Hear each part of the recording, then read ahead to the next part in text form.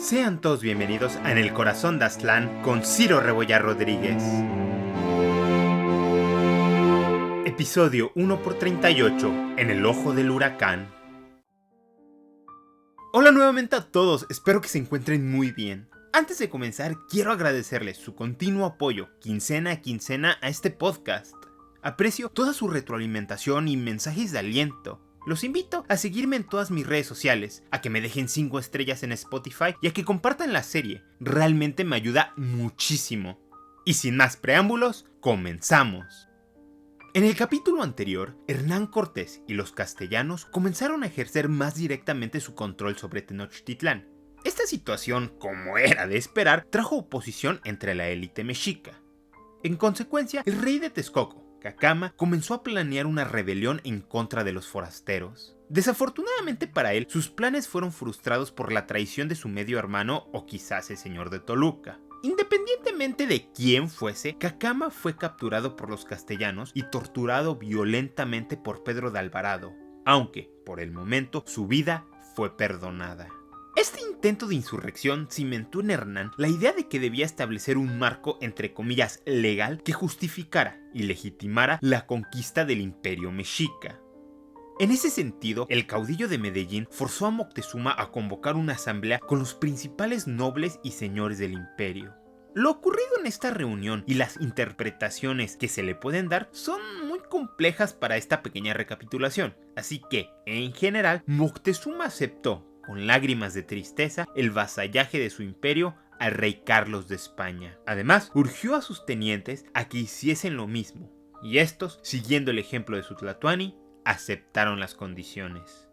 Con esto resuelto, los castellanos desataron su febril ansia de evangelización y riquezas por todos los territorios. Sistemáticamente comenzaron a tomar todos los artefactos y granos de oro que se encontraran. El destino de muchas antiguas y elaboradas piezas fue su derretimiento a simples barras de oro. Por otra parte, Hernán se creyó en posición de suprimir las religiones mesoamericanas e iniciar el proceso de cristianización. Por tanto, destruyó o forzó la remoción de las estatuas de Tlaloc y Huitzilopochtli que se encontraban en los adoratorios en la cima del Templo Mayor, y en su lugar colocó figuras de santos católicos, la Virgen María y Jesucristo. Esto era demasiado para la población civil tenochca, y rumores sobre un posible levantamiento en contra de los castellanos y de sus propios líderes mexicas comenzaron a surgir. Esto fue un golpe de realidad para Moctezuma, el cual, intentando recapturar su autoridad, les impuso un ultimátum a los españoles. Estos simularon aceptarlo. No obstante, tras bambalinas, Hernán continuaba formulando sus planes para consolidar su conquista, aunque la aparición de un navío castellano en la costa lo mandó en una espiral. ¿Acaso estos nuevos individuos eran sus nobles aliados o sus acérrimos rivales? Para entender al 100% quiénes eran estos compas y qué hacían ahí, debemos retroceder un poco en el tiempo y explicar ¿qué había sido de los hombres que Cortés envió como procuradores de vuelta a Europa? Como recordarán, tras fundar la Villarrica de la Veracruz, Cortés quería cimentar su separación política del gobernador Velázquez. A este fin, la nueva ciudad tuvo elecciones algo fraudulentas para el cabildo. Posteriormente, este órgano nombró capitán general al propio Cortés. Esta ficción legal tenía una lógica, pues era necesaria para establecer contacto directo con la corona de Castilla y para legitimar todas las acciones de insubordinación que Hernán había tomado desde su salida de Cuba. Con eso en mente, Montejo, su aliado por conveniencia, y Portocarrero, su genuinamente gran amigo, fueron enviados de vuelta a España con un enorme tesoro para ganar el favor del joven rey Carlos.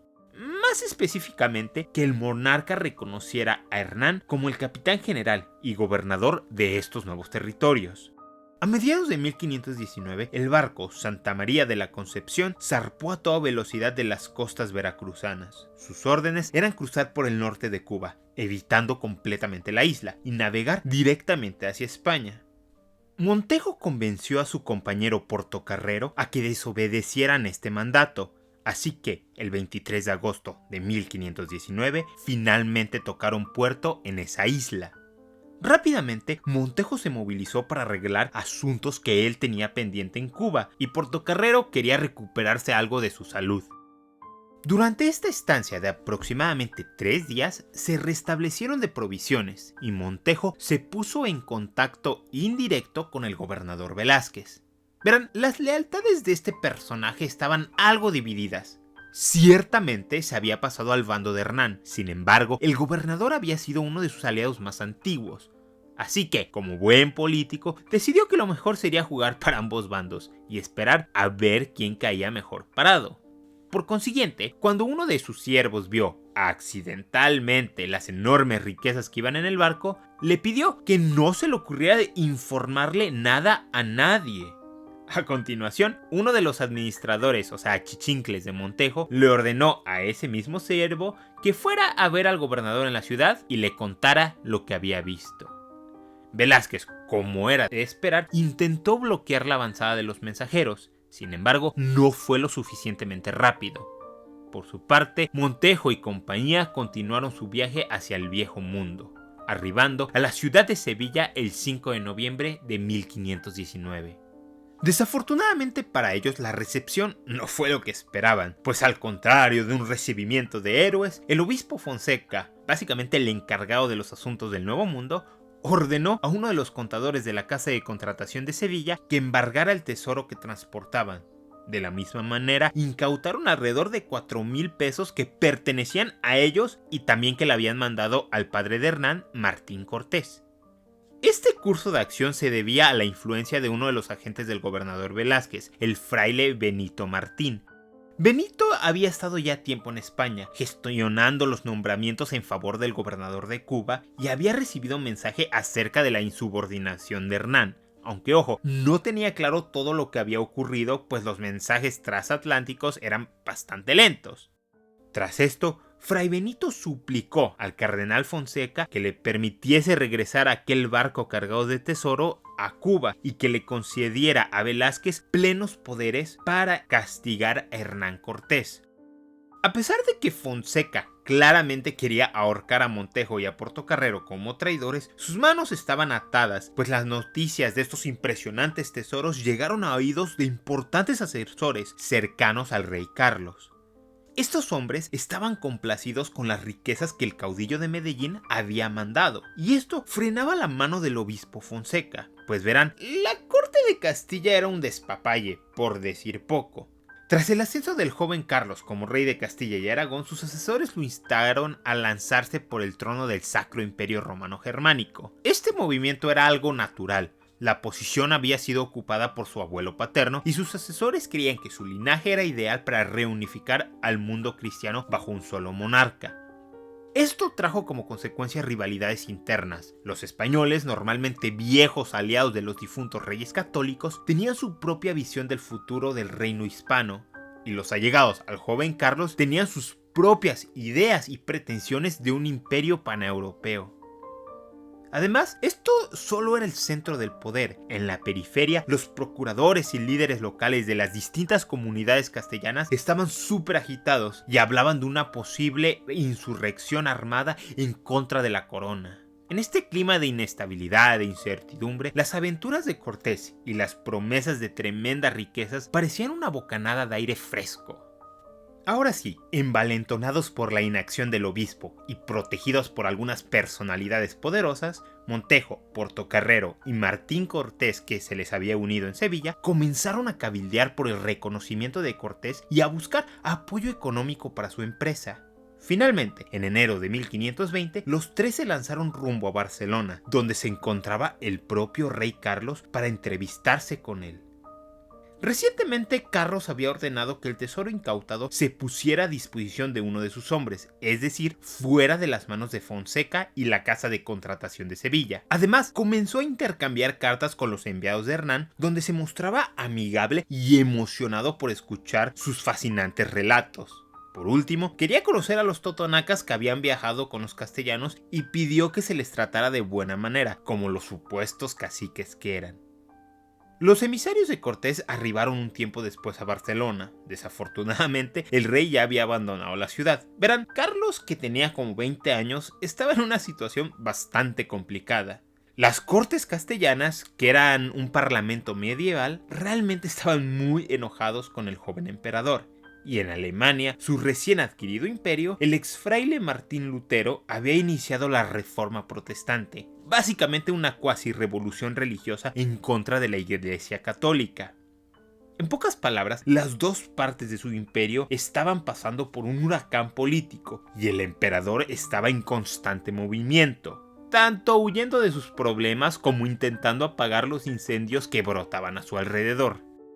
Esta búsqueda del rey continuó así unas semanas más. Sin embargo, los procuradores no iban desperdiciando su tiempo. Durante cada estadía contactaban con gente que pudiera ser afín a su causa y de esta manera ir consiguiendo más fuerza.